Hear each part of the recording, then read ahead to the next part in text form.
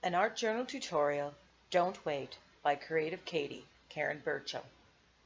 This is in response to Try It Tuesday's Inspirational Prompt Stick Challenge number 5. Sign up for the Facebook group All Things Mixed Media, Creative Katie. Sneak peek of the finished product. Creative Katie, Karen Burchill here, and I'm getting ready to do Try It Tuesday number 5, take 2. I finished the other one that I have, and this one. And it didn't quite turn out the way I wanted to, and I have another idea, so I'm going to do it again. Do all of the prompts again. So, Try It Tuesday, use your Liquitex acrylic, so whatever acrylics you have, but because number 2 says use some texture tools, I'm going to use my Liquitex, and I've got some Artist Loft in here and a couple other brand names that I've picked up when I've seen things on sale. So those are what I'm going to use for my background. And I'm going to use my texture tools in here. It says use a map, so I'm going to zoom out a little bit. I printed off some hot air balloons.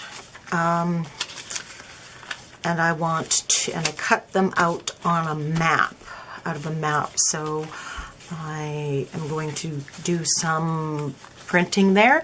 One of the other ones, the last one, is use items that you would throw away, and I have this whole collection of jelly print bits and pieces, and I am going to collage some of it onto my hot air balloons. So that's going to be things that I would normally throw away. This map was something that I rescued from the throwaway pile as well. It's an old tattered map. It says a time theme. So my quote is going to be, "Don't wait. Life goes faster than you think." And I just might be I have a couple time stencils and I might be using them, but I might not be. I'm thinking I might use my old favorite Swirls one. And the last item there was to build the phrase by cutting out letters. So I'm doing that. I've done that already, and I'm going to start off by adhering them to some colored paint that I've leftover paint that I've put into a paper towel. So again, something that I would have thrown out otherwise. So I'm going to start there so that can dry and I can figure out exactly what my composition is going to be. So I'm just going to grab my Mod Podge here and my brush, and just going to put this on. I don't want this to be I don't want to deal with it. I want to know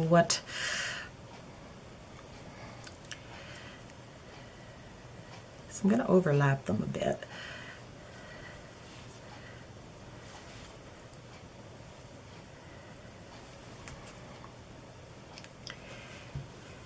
So I'm going to put this in line 2 so that I have the option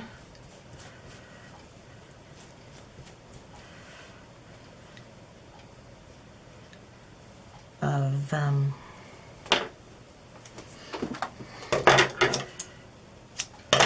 but I cut all these already. The option of putting a whole line together.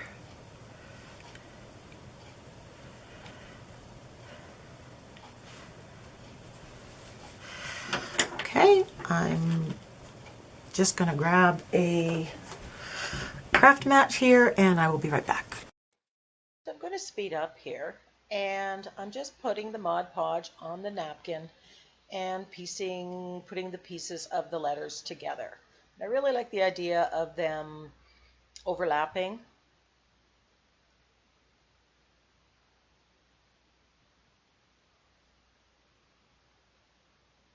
the Mod Podge really made the napkin where it covered it much stronger.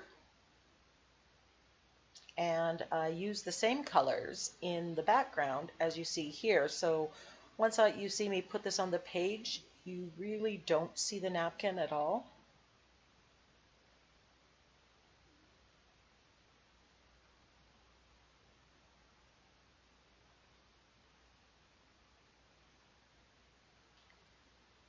So I covered a page that had some paint with gesso, and I'm just putting on some aqua color, light aqua, and Prussian blue, and I'm getting it a little wet, and I decided instead of using my texture tools, I'm going to use my spiral stamp, homemade stamp that I made, and I'm using it as a texture plate and creating texture into the acrylic paint.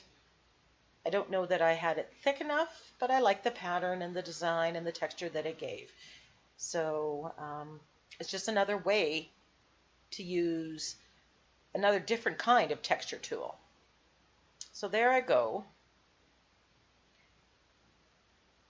pressing on. A little more paint in here and there.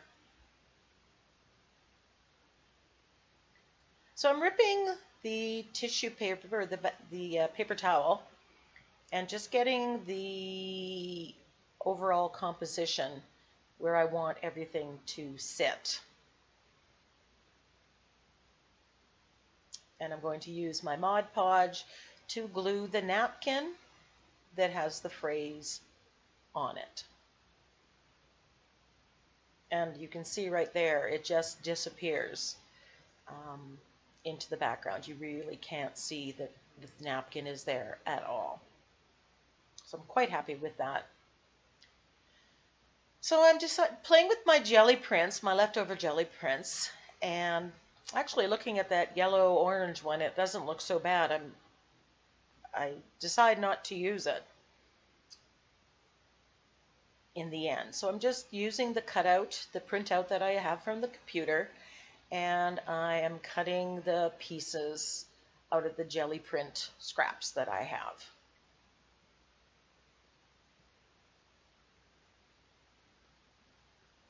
And as I cut out this pink one, I decide that I want a little bit more of the map to show. So you'll see what I do in a minute. So it's just a lot of cutting apart, cutting the jelly prints to fit, because the work creating the designs with the paints and the textures has been already done in the jelly plate stage. So right here I'm going with 3 different colored balloons, and I don't see very much map, so I decide, okay, I'm just going to put this here, and I decide I'm going to do one pink one with this jelly print, and I'm just going to have it pretty much solid. So I cut out a contrasting piece of pink paper that was leftover paint on a coffee filter. So I just figured, for a little bit more color on the page, and a pop against all the blue that's the sky. And then I'm drawing the lines in. Now my idea at this point in time was that I was just going to leave the map right there, and I was going to use my watercolor pencils and just highlight it and shade the air balloon, and it would just be the map.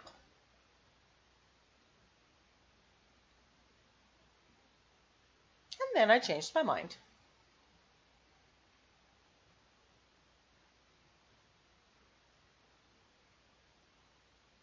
So I decided to use the same colors that were in the other full color hot air balloon. That and the pink. And the third one gets the pink on the balloon and then the print down below. So it kind of leads to an overall cohesiveness. So then I get my iridescent medium out and I decide to go through the stencil to get just that little bit of extra wave action. Wisps of clouds. And for whatever reason, it didn't seem to be coming through. So I go in with some white. And if light's good, then dark is better. And I add some Prussian blue in a bit. So we have darks and lights, and we have big swirls, and we now have little swirls. That's one way to make it cohesive. And there you see the dark ones. Use two different kind of stencils and stamps. They have a commonality to them. So putting in my hot air balloons, positioning them, and gluing it down with Mod Podge.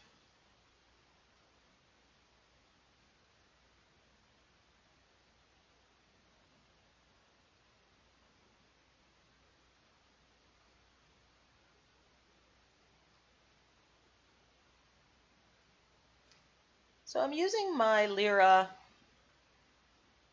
watercolor poly crayons, I think they are, and I'm just rubbing them on the edge and then activating with a wet finger. They work much the same way as the Inktense blocks. Using my Posca pen to just outline the outside of the hot air balloon and add the basket weaving to the basket and put the strings on. Oh, if only I could move that fast, do it that fast in real life. Edging it with the Lyra crayon.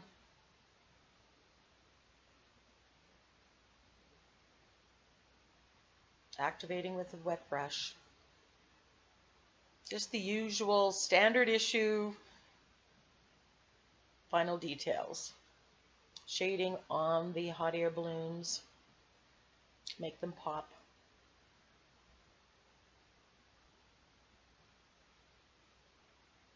And I get out my Inktense pencils and I'm just outlining the words.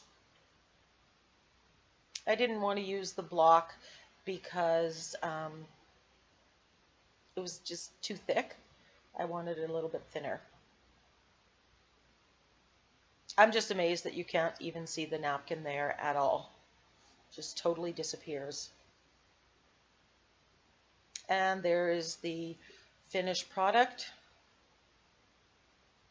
and some close-ups of the lovely texture and design that's there. The hot air balloons.